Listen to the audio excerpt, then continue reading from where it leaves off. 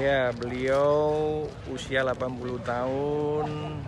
Beberapa waktu sebelum masuk rumah sakit, ia memang demam, sesak, ya. Kemudian juga sebelumnya juga pernah stroke.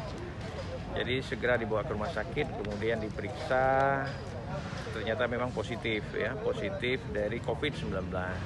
Karena kondisi beliau berat, kita putuskan untuk merawat di RICU, ya. RICU itu adalah ruang ICU. Kemudian di dalam perkembangannya stabil beberapa hari sampai memang terus terjadi kebutuhan oksigen yang makin tinggi, terus kita penuhi sampai batas yang bisa kita penuhi. Ternyata memang tubuh tidak merespon lagi dengan sebagaimana mestinya.